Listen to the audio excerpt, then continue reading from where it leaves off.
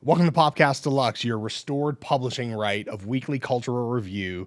I'm John Caramanica, a critic of the New York Times on Labor Day. I'm Joe Coscarelli, a reporter at the New York Times. Also on Labor Day. Also on Labor Day. And every other day, for that matter. It is the end of summer. It's the last day you can wear white sneakers. Just letting everybody know. Do you follow that rule? No, I don't follow that rule. I But I did, because it is the last day of summer, I felt like a fresh new pair of white sneakers would be like an appropriate way to like bring the thing to a close. There's a lot that we didn't get to talk about in the last couple of months. We've had some big storylines, but we've left some things off to the side. So this week we're going to talk about some things that we liked, that we were obsessed with, cross-category, cross-discipline, that we haven't had a chance to talk about yet. We're going to talk about some films. We're going to talk about bottoms. We're talking about reality television, like a particular sweet spot for both Joe and I. We're going to talk about books. Books. We love to read. How heavy should I quote mark? Should I air quote books? We're going to talk about some coffee table books. We're going to talk about books that are on the coffee table, a beautiful Lucite magazine rack coffee table of our purchase. We're going to talk about a little bit of TikTok, maybe some memes. Yeah, some memes, and then it's out. That's what we do. Back in the wild. Yeah. This past weekend, both of us saw Bottoms. We saw Bottoms. Yeah. We were just practicing for a self-defense club. So it's like a fight club? Yes. Just stay in your lane until you're munching beaver at Wesleyan. Yes, sir. What's your plan here? Jeff is psychotic, and they're picking on the weak and defenseless. So, we teach a bunch of girls how to defend themselves. They are grateful to us. Adrenaline is flowing. Next thing you know, Isabel and Brittany are kissing us on the mouth. So, Bottoms is a horror comedy, teen lesbian horror comedy. You call it horror? I'm interested by your use of horror. I feel like it's a word that has been attached to this film, and I spent a lot of time after I left the theater retroactively trying to figure out how appropriate that tag was. Okay. So we can come to that. Sure. It's made by Emma Seligman, who made Shiva Baby. It stars Rachell Sennott and Edibiri, who Rachell Sennott was also in Shiva Baby. And co-wrote Bottoms. Co-wrote Bottoms, also a favorite of ours in Idol. Yes. Io is also on The Bear, amongst 100 other things. Kaya Gerber is in this movie. Good use of Kaya Gerber. I totally agree. I didn't expect it. I didn't know she was in the film. I didn't know either. I actually didn't immediately. It didn't clock for me. Me too. It took me a moment to Yeah. realize it was Kaya Gerber. Maybe like the first time you see her is at the carnival, at the fair. Yes. She's not the alpha character Right. in the whole movie or Right. even in the segment of the crew in the film. She's very much the second or third tier character. Which is a funny send up of the alpha woman in a ensemble of young women. And I think this movie is actually more so than I expected, playing with these archetypes and doing a meta teen movie comedy thing. I didn't realize it was going to be so slapstick in tone going in. Yeah. And I had a little bit of trouble with the realism versus the not another teen movie aspect of it. But should we run down the plot first? Does that extend to like whether or not it's a horror film? Yeah, a bit. And I think it goes over the plot too, because it's comes from a place of unbelievability. The way that the movie You develops. mean just on if you're taking the plot at pure face value, Yes. it's like not believable. Yes. Do you want to Sure. talk a little bit about how Bottoms happens? The actual film as opposed to the behind the scenes. Yes. Yeah. So the two main characters are two awkward lesbian high school students who are trying to contrive a way to make out with the hot girls, / become popular, / become central to the high school discourse. Yeah. They are in this kind of hypertrophied version of a suburban high school where the football team rules everything, literally wears their uniforms all day long to class and before school, in school, and after school. The quarterback is just named Jeff. And he's treated like Jesus across town. It's a running gag through the whole movie. Really good. Yeah. Does this a lot. Like that. And so what they do is they start a self-defense club, which is a fight club, which is really just a pretense to have Physical contact. with other girls. Right. The faculty advisor is Marshawn Lynch, Right. who is extremely funny. Extremely funny. Very good. Former NFL player Marshawn Lynch, Bay Area legend Marshawn Lynch.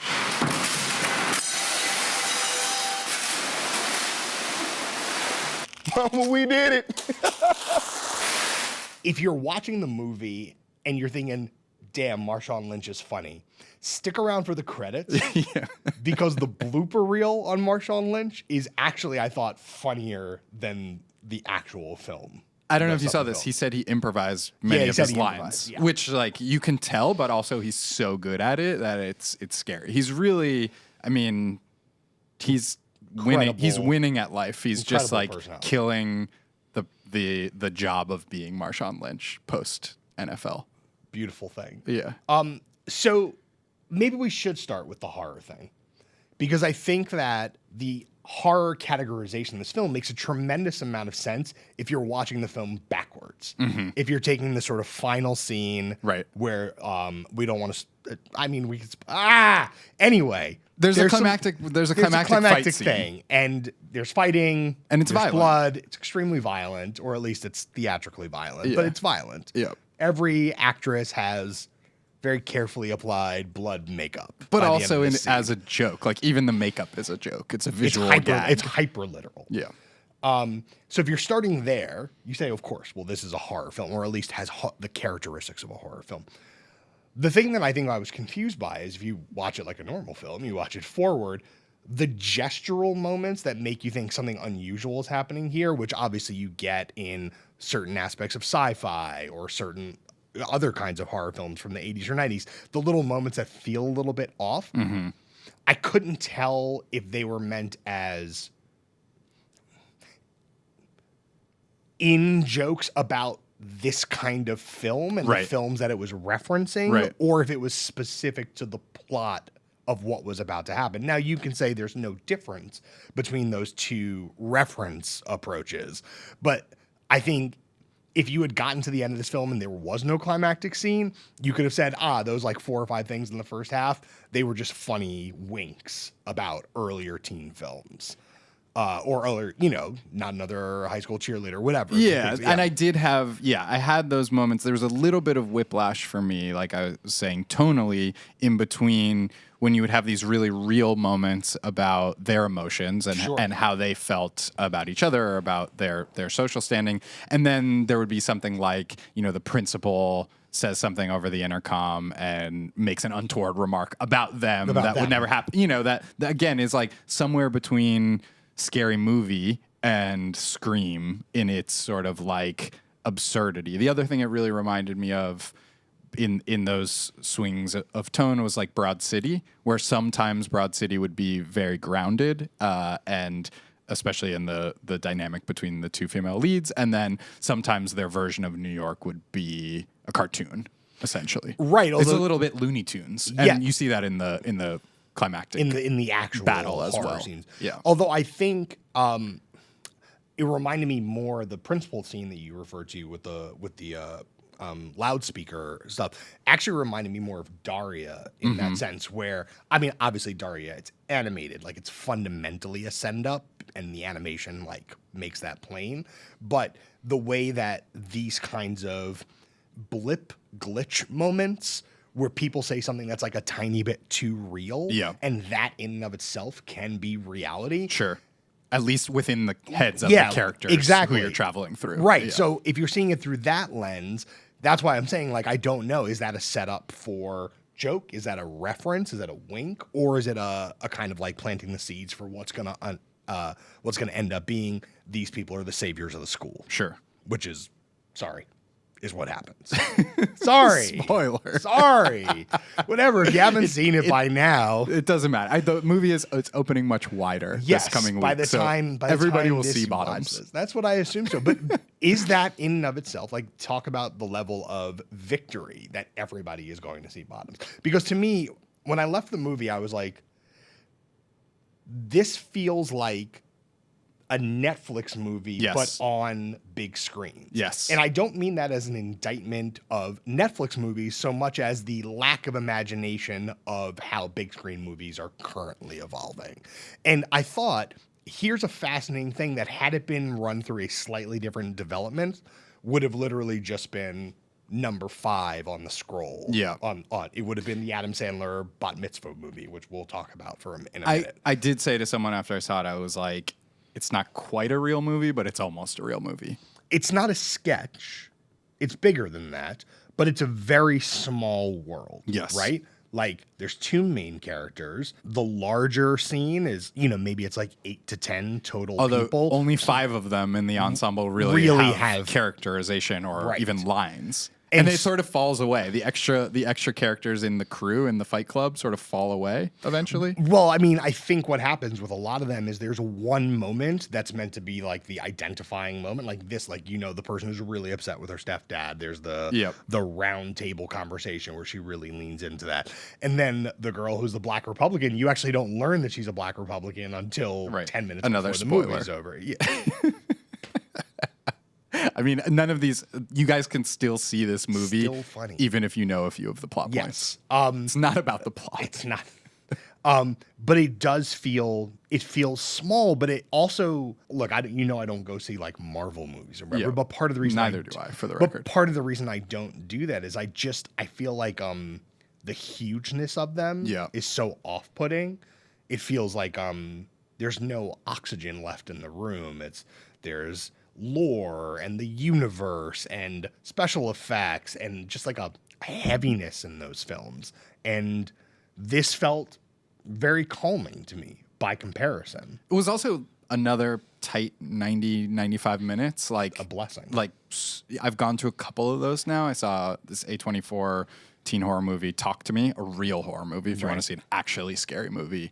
I do not wish to see it actually scary. Same thing, just like Yeah. 92-ish minutes, and I was just like, Yeah. like exhale. But yeah, it's nice in this time of IP, OD, overload, everything lore, everything setting up a sequel, everything coming from a toy, say.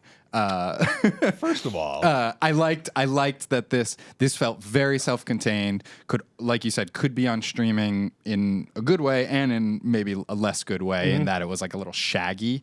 Like you could imagine a real studio 10, 15 years ago being like, all right, we're going to get you guys a story editor, to sort of streamline this a bit.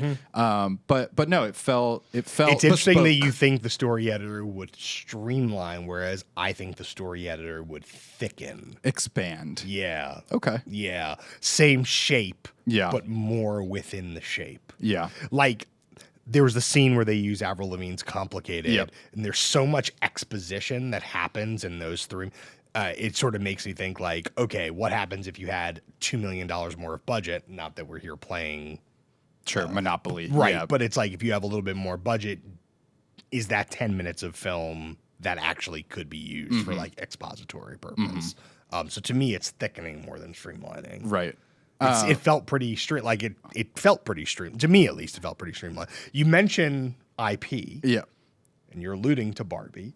I think it's striking that 2 of the summer's big films, big at very different scales, Sure. are about essentially what happens when men are allowed the opportunity to take over and women have to come and save them. There felt like there were thematic similarities between the 2 films. If you read the New York Magazine cover story about Bottom, Rachel Handler basically says girl boss politics of Barbie are far less interesting or they're far more retrograde than this.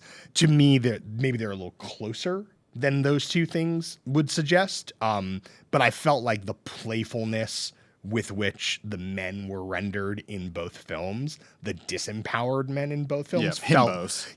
They felt like they'd be friends. Yes. If they were all thrown in the same thing. Yep. And also, what happens when you kind of like remove women from the equation is men will kill each other. Like men will absolutely undo each other from dunderheadedness. And in both cases, it takes women to restore order. I will say I thought Bottoms was much, much, much less heavy-handed. than course, Barbie. There's yes. not a ton of exposition. There's no neat narrative. There's minimal takeaways. politics. It's sort of post politics, which I thought was very interesting for a film that is ostensibly a movie about identity and about queer identity. But I thought it was very 2023, whereas Barbie was a little bit throwback in this sense, where the identity politics were not central to the lesson of the film. Is that sort of a reflection of, again, the freedom of working outside of an IP system? I also think it's generational. Like, I think Emma Seligman and Rachell Sennott are... Everybody here is under 30. Yeah, a little bit younger than Greta Gerwig, especially. And, you get Charlie XCX instead of Indigo Girls. That's like a very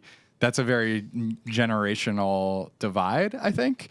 Is there not some Charlie XCX also in Barbie, though? There is Charlie XCX in Barbie, but it's less central to the film. It's less climactic. I know it's on the soundtrack. Does it play in the movie? I guess it does. I feel like it does. It does, but in Bottoms, the climax of the film is set to Charlie XCX. Yes, but they also play. I mean, they use the Avril Lavigne song, Yes. "Total Eclipse of the Heart," Yep. Bonnie Tyler, It's when true. Jeff is in his robe and the car is sorry. Anyway, It's true. It just how do film bloggers do it? talk about stuff that nobody's seen. Yeah. it's tough. They know the names of actors and directors. That's how they do it. Sorry, we'll work on that. I guess I just felt like this movie was more casual in every way, and its sure. its politics were subtle and subversive, and it was a little bit apolitical, I think, in moments where it just didn't need to be didactic, and I liked that about it. Right. I mean, I feel it was the tweet meme about Oppenheimer, like, men will literally like build a nuclear bomb rather than destroy a population rather than go to therapy. It's like all these films are about men killing each other, or like the absolute desire of men to like undo society. And I felt a little bit gratified that on some level, like a very, very, very big IP driven studio film, and also this kind of breathable, light, quote unquote horror comedy, both are telling like an iterative version of that. Yep. That decenter the men. Sure. Like Totally. that's like, which is great. You mentioning that makes me think of Heathers, which is obviously another touch point for this film. Yeah. In terms of What? the mix of How many times did you watch Heathers as a teenager? a lot. Yeah. Are you guessing that about me or about us? I'm guessing that about us. Okay, yes, it's true. Yeah. Yeah. No, I watched it, I mean, endlessly. Yeah. As a, Yes. and so it felt, yes. This was very much a love letter to Heathers and Daria and everything that sort of makes up that starter pack of someone who ends up going to NYU as these two women did. I mean, and also obviously John Hughes films, Breakfast Club, so on and so forth. Like, I found I would have liked to see, like I said, not streamlining so much as thickening. I wanted to hear a little bit more about the character backstories of the people who are. You could have imagined a lot of flashbacks, which there weren't any, but sort of there were ingredients that you would expect to be in a movie like this that got skipped. But again, I was happy that it felt pretty light and breezy. Do you think that the fact that comedies of this size have fundamentally moved off the big screen and onto streaming have changed the stakes for comedies like this? Because when I was watching like the Adam Sandler, You Are So Not Invited to My Bat Mitzvah. Right, the Netflix film. Yeah. I'm not popular. What is happening? You look insane. Slay Queen. I'm not a loser. I look like the lady that pulls kids out of class when their parents get into car accidents. How often does that happen? I might be a little obsessed. One day, Andy Goldberg will be mine, and you will have a cool boyfriend too, and then we'll have a joining loss in Tribeca in Taylor Swift's building. When I was watching that, I felt similar. I was like, nobody here is overly concerned with the stakes. It feels like we have a good conceit. We've got like a chill script. We have like 2 or 3 animating motivations or whatever. Sure. And then that's pretty much it. And the rest is kind of decoration.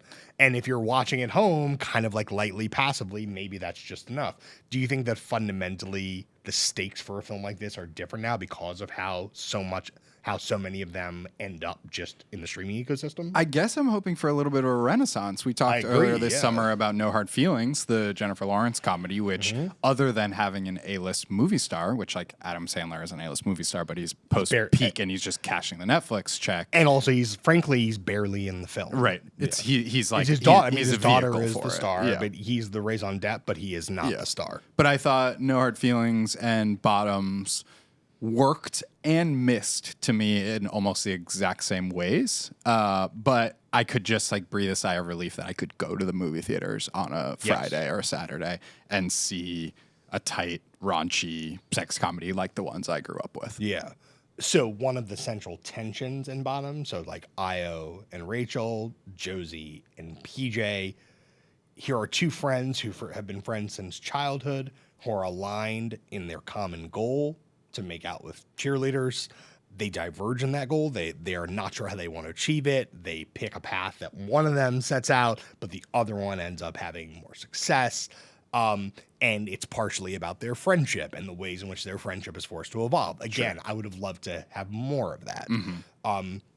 Again, not dissimilar to what's happening in this Netflix film, where it's fundamentally about 2 teenage girls who are, or about to be teenage girls, who are figuring out how to navigate the cusp of adulthood and the ways in which the specter of personal and sexual awakening are going to complicate what it means to maintain friendship. And in both of these films, that awakening is both something to be chased, but also something to be triumphed over. And the success at the end is when the friends, it's not so much about do they achieve the other goal, it's are they able to maintain, restore, and hold on to friendship. That's another thing that I think I'm seeing in these 2 films. And again, it feels like it creates a different set of stakes, and it opens it up to like a much wider audience. Like the crowd when I saw Bottoms was older maybe than I was expecting. I thought it was going to be maybe a little bit younger, but I feel like the fact that it's opening on so many screens means it's going to end up being seen by a lot of people. Yep. Like I went back to Sheepshead Bay this weekend, and I was like, I wonder if Bottoms is playing at like the big megaplex in Sheepshead Bay, and it was, and I found that really encouraging. I was like, oh, this is, I want a movie like this to be playing everywhere. Yep. Speaking of the idea of 30-somethings or almost 30-somethings playing high schoolers, I felt like was fine, worked in this movie because of that sort of uncanny valley between like, is this a send-up or not? Yeah. And reminded me a little bit of like Pen 15 in that way, where in that show they're dressing up like they're It's adult much women more- dressing up right. as It's a much middle schoolers. more exaggeration. But there was some of that here, and it also like. It didn't really lean into this, but it like takes place in the late 90s, early 2000s, maybe. There's flip phones. There's Avril. It's a couple of moments, and again, clothes. I didn't know, is it happening in the late 90s or is it happening now that with a era that's heavily referential of the late 90s? And it sort of didn't matter. It didn't bother telling you one way or the other. There were 'cause it only didn't 1 matter. or 2 moments where I was like, oh, this happened 20 years ago. But are you, in this moment, 100% sure that it took place in the late 90s? I'm not, but there's no internet. You know, this is a little bit of a talking point among movie nerds that none of the major American directors especially have made a movie set in present day in like more than 20 years because none of them want to reckon with the internet, with how and people cell actually phones and stuff. communicate, right? Yeah. But yeah, I feel like they skirted that issue in this, and every instance of a cell phone is a flip phone, which I thought was fascinating. I mean, it literally could be. I mean, you know, they're kids With flip phones. I know. We've written about kids using flip phones. I know. You know, like it feels like it could be that. I hadn't thought about that. I guess there were the 2 or 3 moments what made me think that it took place in the 90s made me more convinced that it was cool kids who are young now referencing the 90s. Either way. We're open. Popcast and nytimes.com. Like we're open to interpretation. Should we talk about reality television? Yeah, sure. What I kind mean, of while we're talking about like quasi hyper reality, I mean, we have to pivot to actual reality. Great. I know you want to talk about Hard Knocks, I but do. should we, before we talk about Hard Knocks, talk about Deion Sanders and what Deion Sanders did last weekend? Are you into I'm just this? saying, like, Deion Sanders is like comes from a time when you paid more attention to sports. a famous two-sport athlete, And a two-side athlete within the same sport, playing and offense also, and defense. if I remember, famously took like a helicopter from like a baseball game to a football game, or a football game to a baseball game one day. A very big deal. Also recorded a rap album, not that good, but whatever, or rap singles, whatever. Legendary Atlanta style icon 100%. from when he played for the Falcons and the Braves. Yes. Was rocking a man purse before anyone Before else. all of y'all. Yeah. Before all of y'all. Yeah, prime time. I mean, I have a legend. At home, I still have a cereal bowl that I eat out of, which is my childhood drawing of a Deion Sanders jersey and a football. Big for me. I gotta get my Dwight Gooden glassware out of storage. Okay, so between what Deion Sanders is doing at Colorado, which he left the HBCU, where he had been coaching, to take over the program at Colorado, led his team, including his son, to Who's a quarterback? to a huge upset win this weekend, was very motivational along the way, let's say. You saw that instead of a C for captain on the jerseys, he's using L's and D. L for leaders and D for dog, obviously. Wow, I did not catch that. I bring it up because It's reality TV. it is reality TV, and so much of even the fact that I can talk about this with you is because of how sports has become fundamentally reality TV. And memes. All memes. And like somehow like on IG, like half my IG feed is like tennis memes and tennis snippets. It's the US Open. No, of course, but I'm just getting like weird throwback things from 2 years ago. Are you messing with Ben Shelton's style? You know, this American kid? He's like 20. He's a hype beast. No. All right, we're going to take him shopping or something. Okay, great. Ben Shelton, we're coming for you. Also, it really reminds me, obviously, Drive to Survive and that weird COVID moment where I was sick and I watched like 3 seasons of Drive to Survive and I was like, I love F1 now. And then like you watch an actual F1 race and you're like, I hate F1. Like, how does anybody do this? Yeah, you're a It's Philistine. I'm sorry. I don't get it at all. But the fact that all sport can be condensed into tiny narrative. It's like the equivalent of you can watch the YouTube show or you can watch the IG Reels. IG Reels are hits. I mean, kids today, this is a common thing. Wake up in the morning and they watch highlights from games, and their complete sports fandom is via TikTok and YouTube. And they only know the good parts. Right. So they're like you trying to watch an F1 race, and we're like, how much longer are we going to talk about tire strategy? Yeah, I totally agree. And so knowing you wanted to talk about Hard Knocks, it really got me thinking about the ways that sports consumption has evolved and devolved. I mean, and you're talking to a person that I know we joke a lot about how I don't know anything about sports, but when I was like 12, 11, 13, we used to go to every Sunday home Mets game. You know, like I used to keep score by hand. You showed me photos of your at-home scorekeeping. Like a real... We'll like sell that at auction someday. Absolutely. Put it in Sotheby's. Put it in the next.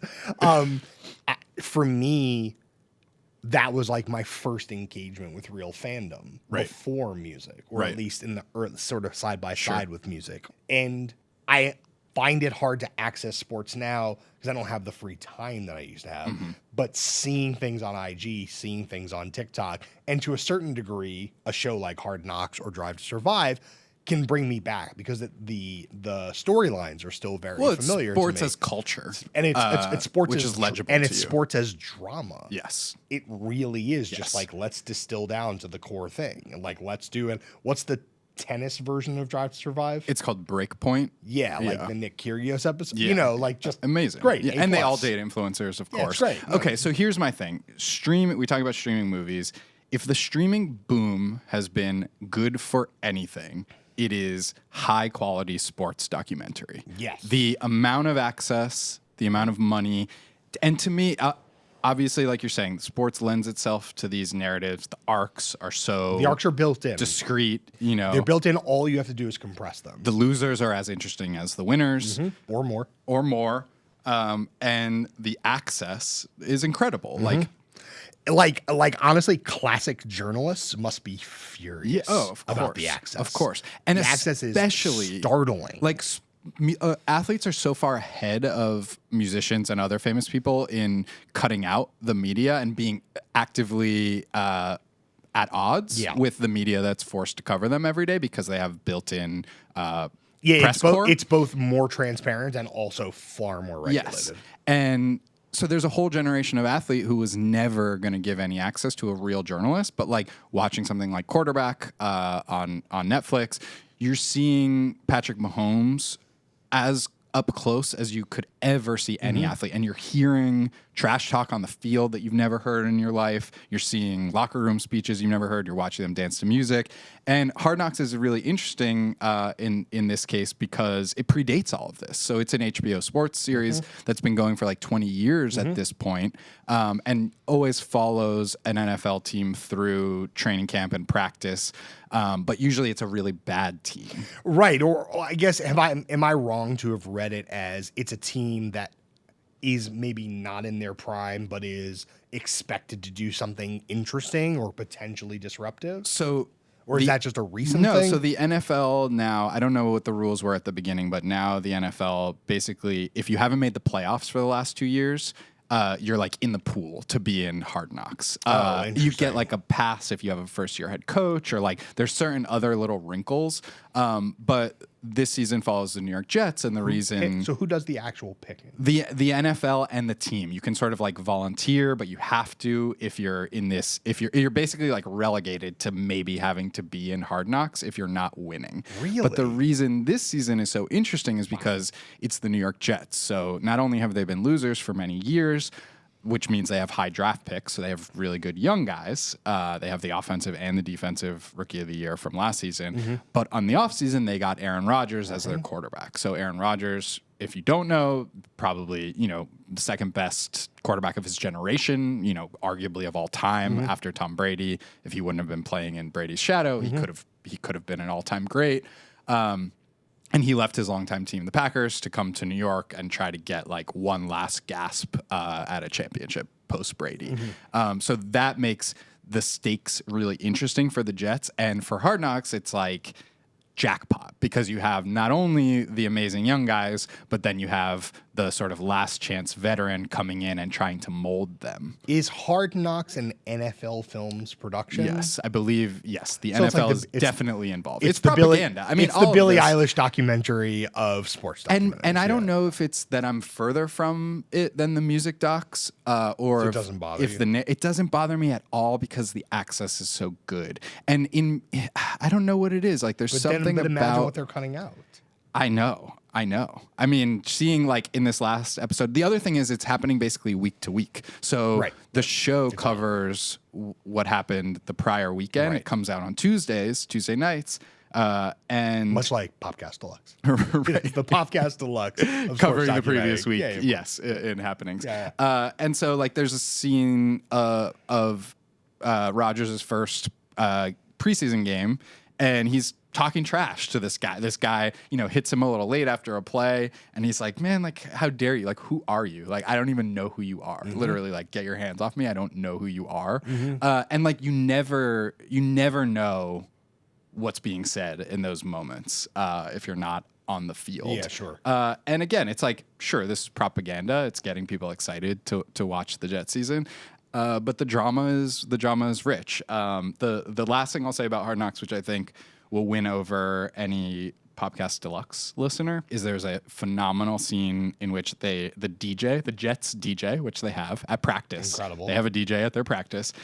Future job goals. Plays Ski by Sexy Red. Great. Hey, tell them play Sexy Red. The team just like loses its mind. Like all of them just love it so much, and they let it play for like a minute and a half, and they're all just singing along. And then they cut really quickly to one of the white linemen, I think, and he's like, Is this Ice Spice? "Is this Ice Spice?" No. And they're like, "Don't worry, don't worry about it. That's Sexy Red." It's good. There is one of the scenes I saw of Hard Knocks was there's like a talent show. Yes. Oh yeah, that's the other musical moment in Yeah. Hard Knocks. Yeah. The rookies are forced to Right. put on a performance for the hazing vets. thing. A hazing thing. And actually, they do so poorly the first time that the guys are like, no, come back again next week. Like, Wow. you blew it. Oh, I didn't catch that part. And they come back, and one of the young white receivers does the full freestyle, Eminem. the climactic freestyle from 8 Mile, Yeah. B Rabbit. Yeah. And he has the look.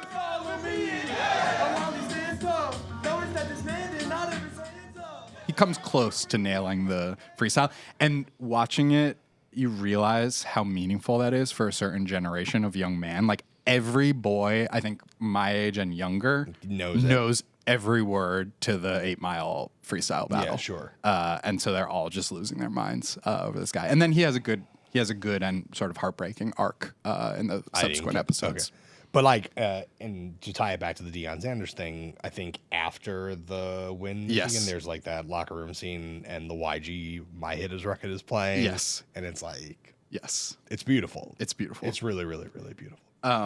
Ski Yee. It's Just it's- wait. Yeah. I mean, when she makes herself known during this NFL season, I think it's going to be. I think Sexy Red and Ski in particular Song of the year. I think it's going to be a huge part of all of the sports seasons to come. I can see that. My reality television is a little more conventional. Yeah, what do you got? What have you been watching instead of Hard Knocks? Yeah, I've been watching a little bit of Hard Knocks, but you know me well enough to know that I watch a lot of American Pickers. Yes. And also, you know me well enough to know that I am something of a collector myself, both in my home and in my storage unit. Tell people I don't think American Pickers is a household name. I'll put it that Really? way. I really don't. Damn. Okay, so American Pickers has changed a lot over the years, but the premise is two guys who are people who dig through barns and abandoned houses and old warehouses and old shops that have closed to pick out things that have contemporary value. Right. A lot of stuff here, Joe. Oh, yeah. Oh, yeah. When Frankie and I cruise into any barn and there's a bunch of old motorcycles in it, that's a good day to be a picker.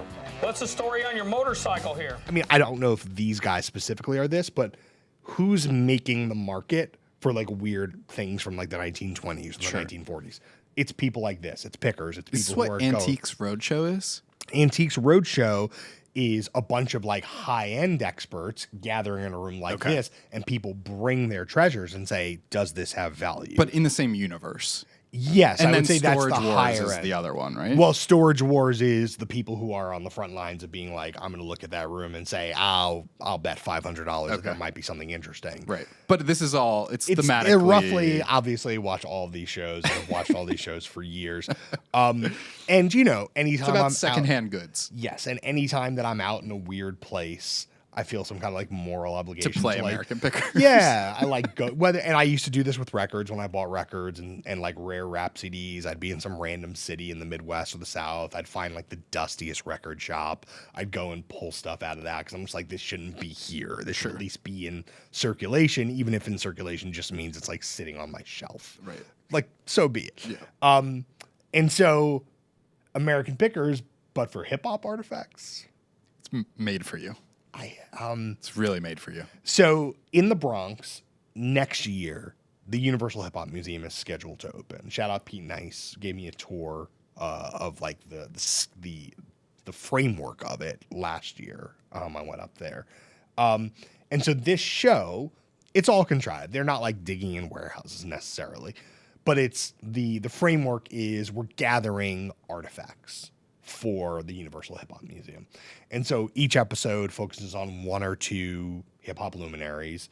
And in the case, there's a Biggie Smalls episode, and they go and talk to Faith Evans, they go and talk to CJ and Tiana, his kids, to look for things that they can buy or acquire for the Universal Hip Hop Museum. There's an episode with Coolio, which was filmed before Coolio's death. What did they take from They took Coolio? a bike, like a kind of lowrider bike that Okay. was a stage prop from one of either his first or second tour.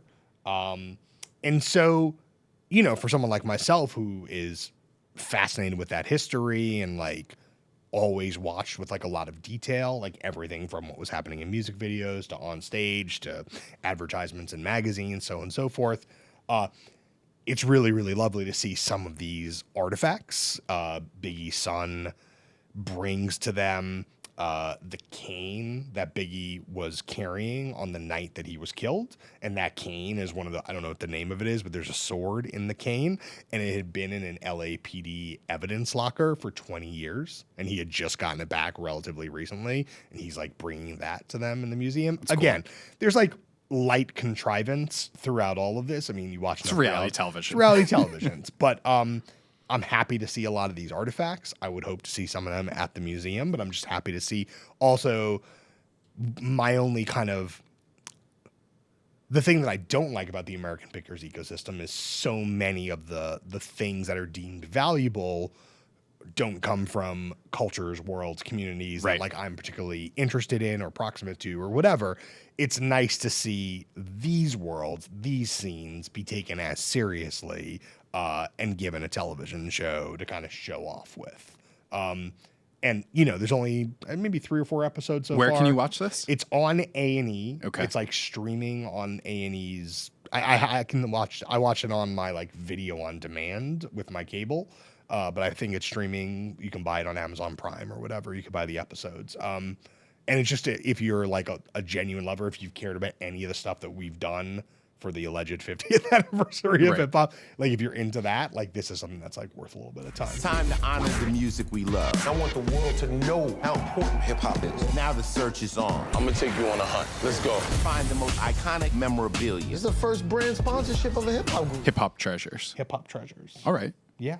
What else you got? You got some other hip I hop have hip hop treasures. treasures. Should we run through those real quick? Yeah, we're gonna talk about books. Yeah, books. We love books. Books. Go buy a book. First of all, go buy Joe's book. Yeah, go buy my book. Oh my God, I totally forgot. Shout out Leo at Rolo's. Oh yeah. Who? Okay, just very quickly. Yeah. I went there for dinner. Good restaurant. We We went there- go to yeah. restaurants too. We Good recommend restaurant. restaurants. Of course, you want to talk about restaurants? Like, please ask us. We went there for dinner, and at the end of dinner, this gentleman comes up and introduces himself, says he's a fan. Said 3 people who work or are in the Rolo's universe have Popcast T-shirts. Great. We'll be back soon.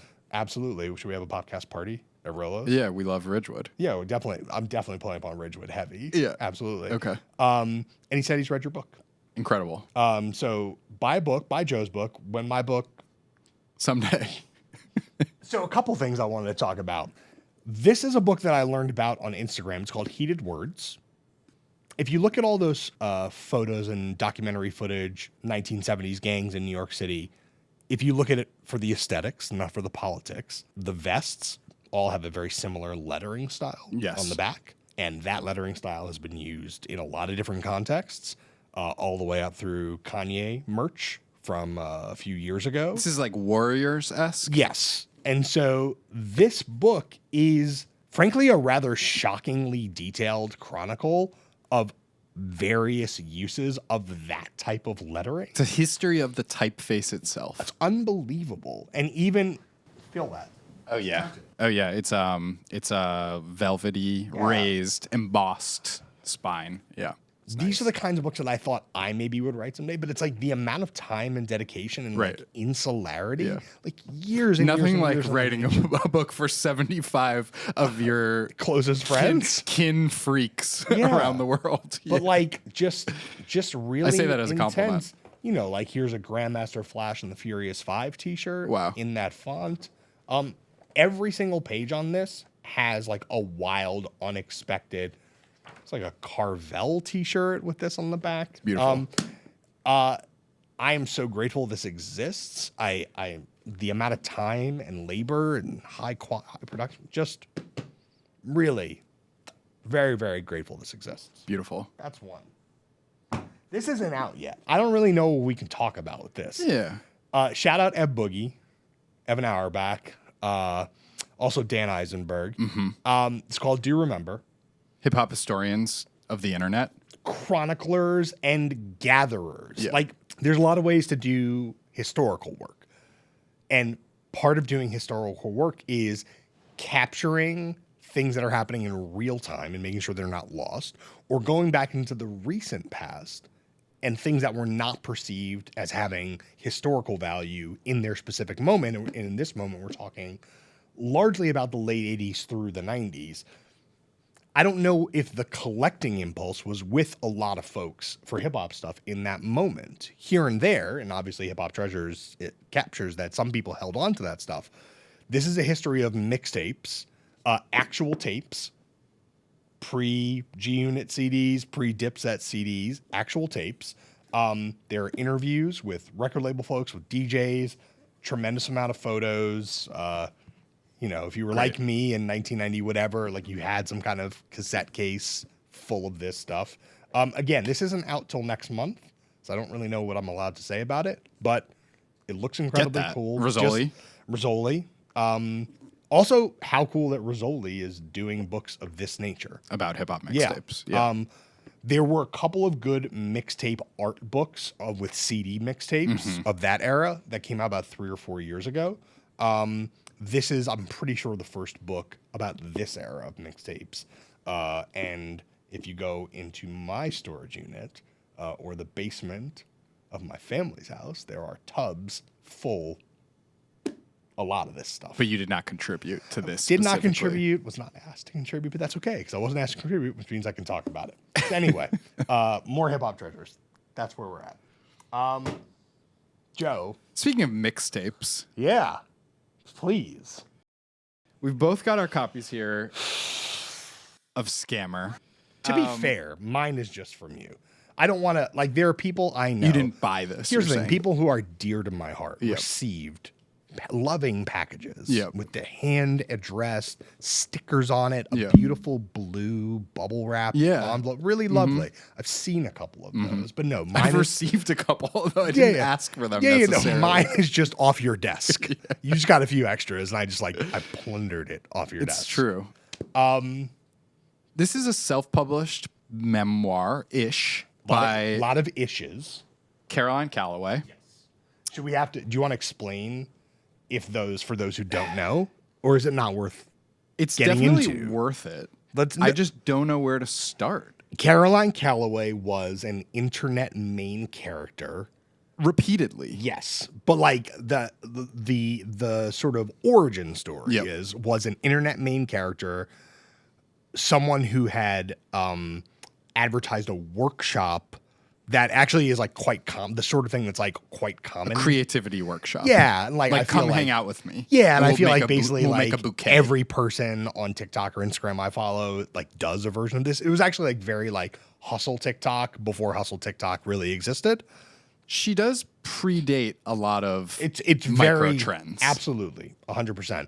And then was like exposed by a bunch of people who felt like they didn't get what they wanted, which LOL, like why would you? What were you paying for? Yeah, exactly. like it's what like what are we doing here? Yeah. Very, very weird to of all the things to have like a moral principle. Like I paid $100 for my internet influencer workshop and it didn't change and it wasn't that good. And it didn't change my life. Like what a weird well, what a to weird be fair, thing. she oversold what it would be. She didn't book the venues. She was like, just come have a salad on my floor. Our career is reckoning with cultural creators who oversell. That's like our entire job. And underdeliver. Yeah, it's our whole job. Yeah.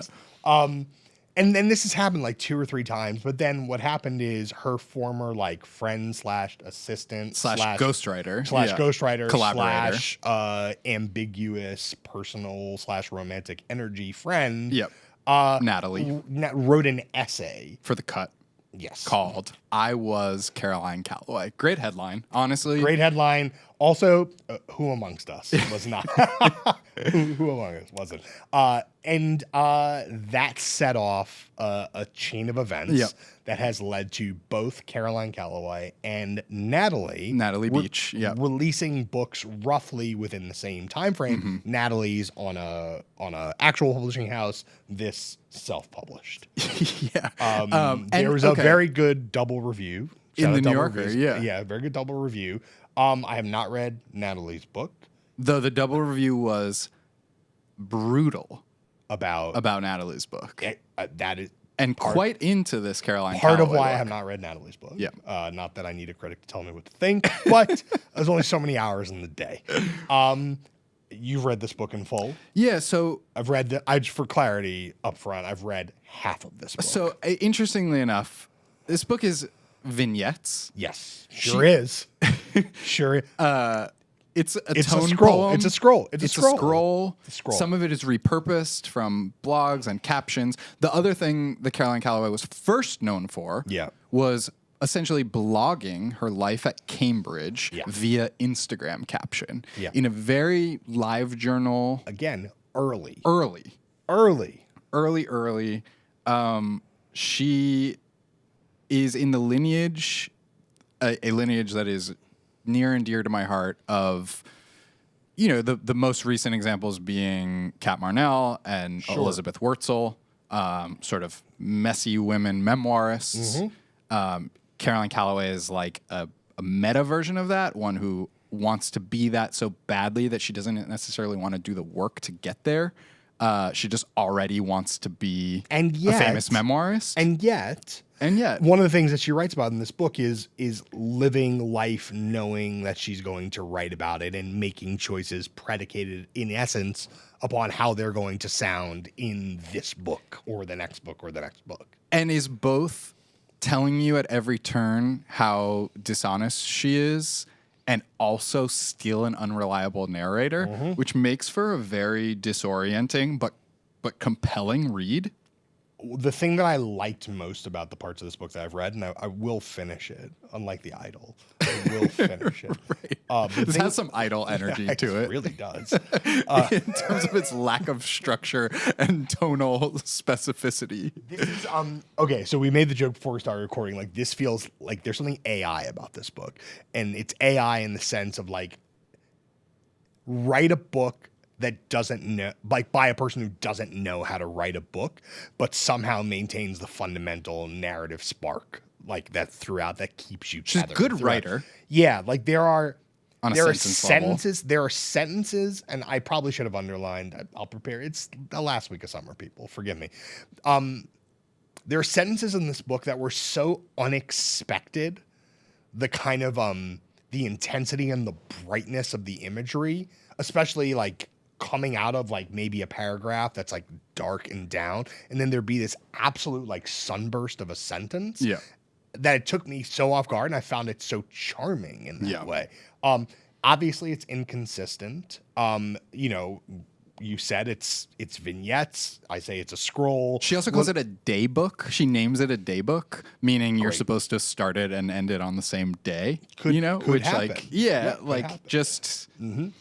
But I genuinely this thing made me ask the question, like, what is a book for? I love it. In the best possible way. It's experimental. Yeah. Genuinely. And it's like, is it autofit? Like, maybe it is. Who cares though? Like, who cares? Like, I will say, like, when I was reading it, occasionally when I'm reading like contemporary fiction or I'm trying to engage with, which I don't read a lot of, I approach it with like a little bit of heaviness and dread. Yeah. Because I'm just like, oh, yeah. I have to like hold all this in my head. You're like, TikTok brained. Yeah, I am. Everything's been smoothed out. There's no impression. There's no cutouts in the brain anymore. It's just one big smooth sphere. Yeah. The way that this book functioned felt engaged. It felt alive. It felt unexpected. I kind of enjoyed its failures as much as I enjoyed its successes. And maybe that's, she won, I guess. She won. Yeah. I mean, it's also a audition to write a real memoir. Like there are parts where she says like, and now I'm going to leave something out because I have to save it for, and she has the title already of the book. It's very like, there's something rap about that, something like, oh, this is the, like I was joking, it's a mixtape, like this is the mixtape I'm saving some of the songs you're waiting for the album, but the album's never going to come out, and it's a detox, literally. She should call it detox. It is a part about Adderall addiction. I just want to read like Oh, wow. We're doing 70% readings. of chapter 36, which is Should take about which 9 is one seconds. page. Yeah. Okay, And I think that she puts her finger on something. It's not the most original thought in the world, but it really is her philosophy at life. And it made me think of Blueface. First of all, Welcome to Child. Congratulations, and to Krishan. Blueface. Yeah, welcome to Child while partying with his other baby mom. Yeah. If you've never had a scandal before, continue to have none. If you've had one scandal, then begin having as many more as you can. This way, each bad news item becomes a smaller pie slice of your public identity. The collective memory for pop culture fatigues so fast. It's the Kardashian-Trumpian principle of information entropy and overload.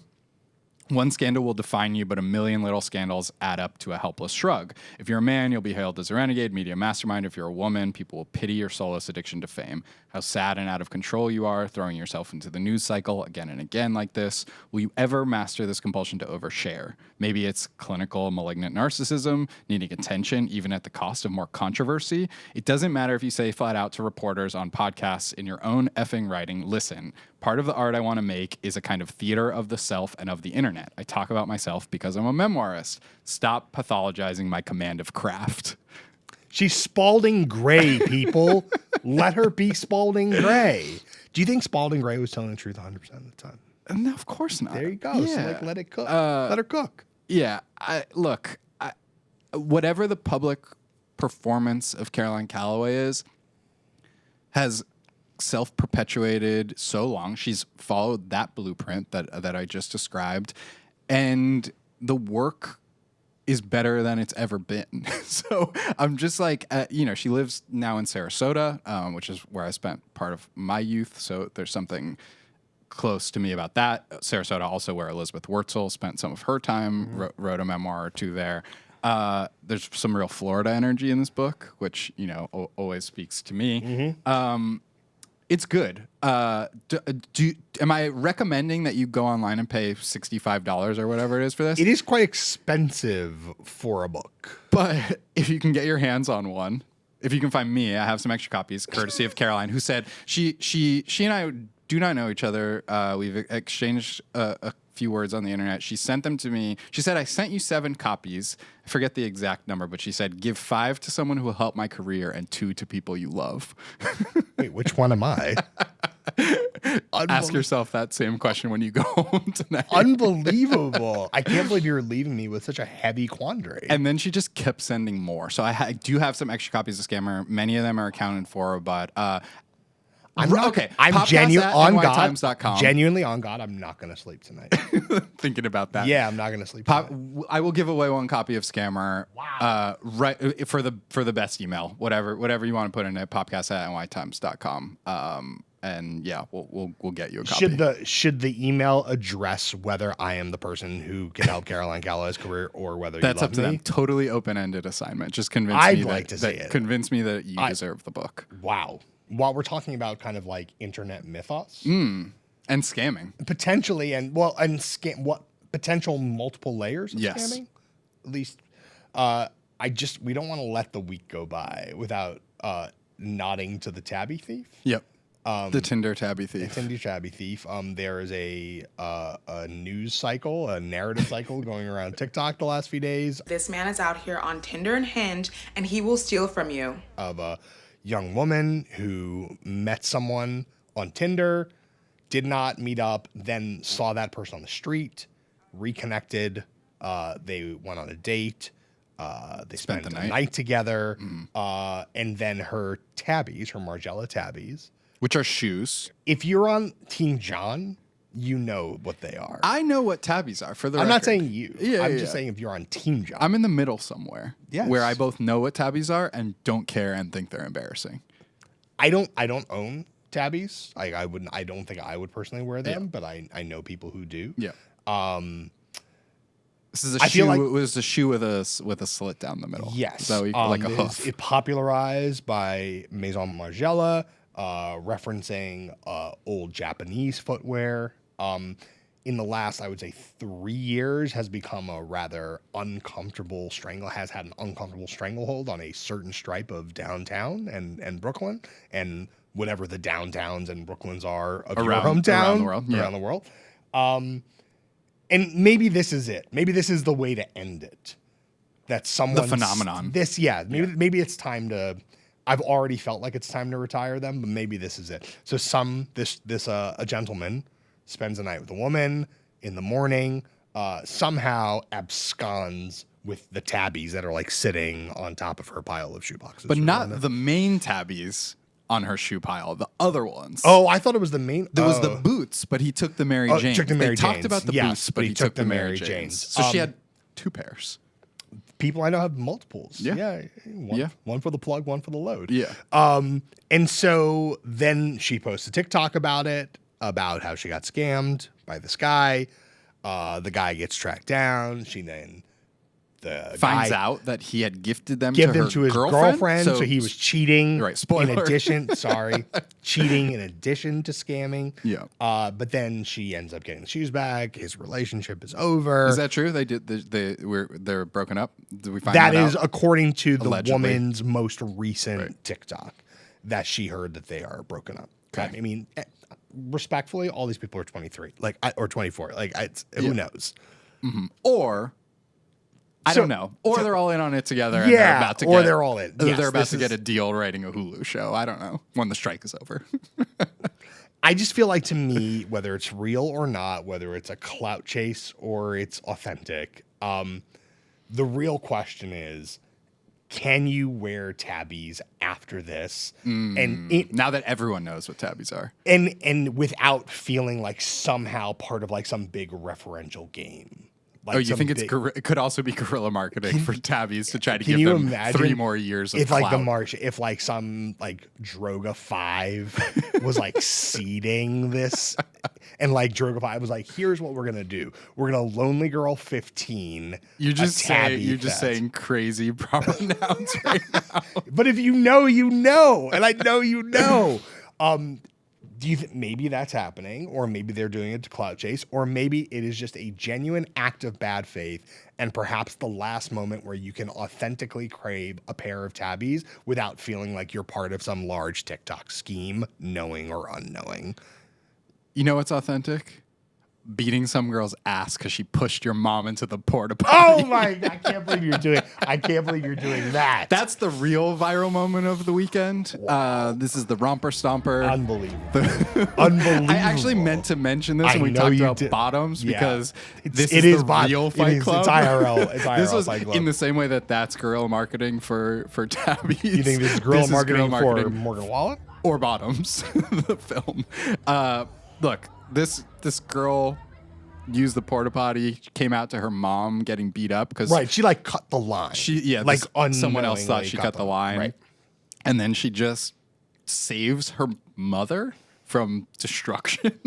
Yeah, with those white. I can't boots. believe you're literally talking like essentially Fight Club videos. I can't believe that's where we're at. I mean, it's a summer of fights. You know, we had the Riverfront Brawl. That is true. Which was a big one, and now you have Bottoms really riding summer 23. But there's no narrative weight in the Romper Stomper fight. There's no narrative weight, just for clarity. I would say the twist that because the video went viral before people found out she was defending her mother, right? Of course, because her mother's quite young looking, which plays into the dynamics in the video. It looked like it was friends amongst peers. And then I think, she did an interview with Dave Portnoy of Barstool Sports, of course. I didn't really realize that I cut in front of this girl. And I walked into the bathroom and my mom was standing outside the door, guarding the door. So as you can see, I had to save my mom.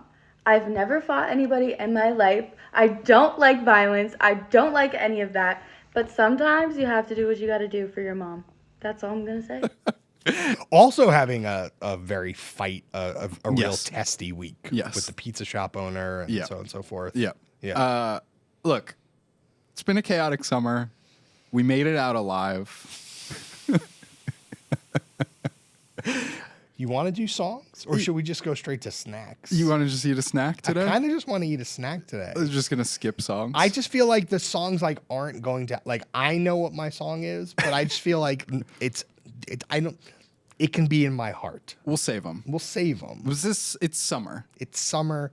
Going straight to the snack. Here's the thing. Like, if you listen, whatever you want to listen to, you go right ahead and listen to. That's the song of the song of the week is whatever you like. That's what I'm saying. Like, don't even worry about what we're listening to. You listen to what you want to listen to. All right, I'm gonna get us something to eat. This snack is a cursed snack. I already know. I bought this. I paid for this.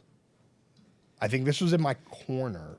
I think this was my corner place. This is from the bodega. I think so. Yeah. I'm like 90% sure I bought this at my corner. When we did the Twizzlers thing, yeah, I was like, this shouldn't exist. Yeah. But I only knew that it shouldn't exist after I ate it. Mm-hmm. I knew that this shouldn't exist before I paid for it. Do you know, just before we get into this, you know what the expiration date on this is? It's a good thing we picked this snack this week. It's September 18th, 23. So we're coming right up on it. These are TGI Fridays mozzarella sticks corn snack. But don't worry, they're baked. So this is our health pod. Not fried. Our health pod continues. First of all, I was not familiar with TGI Fridays branded snack suite. Do they have other snacks? Yeah, I've seen I think they have a potato skin snack maybe. Also baked. Probably. Yeah. Yeah. Are these these are not Whole30 approved? I've had these before. You're a sociopath. You're a sociopath. I know. You had these before I bought them? The thing is, I've been buying novelty snacks to make myself sick before we started putting No, it of course, on as have I. But I had never seen these before. Oh, yeah. Oof. I literally can't believe you've withheld that from me. Or did honestly, you just have a flashback? Honestly, it took me, I was like, I think I've had these before, but it took me until I saw the texture. And I was like, oh yeah, I've eaten these. And I had a moment where, you know, when you think about a warhead and your mouth waters, Yeah. I had that with this, but not in a good way. Oh my God. Oh man. Oh, these smell rancid. They smell really bad. Imagine how they'll smell on September 23rd. Okay, these smell like fermented Cheetos. Yeah, they taste like fermented Cheetos. Spoiler. They're like yeasty Cheetos. They're not bad though.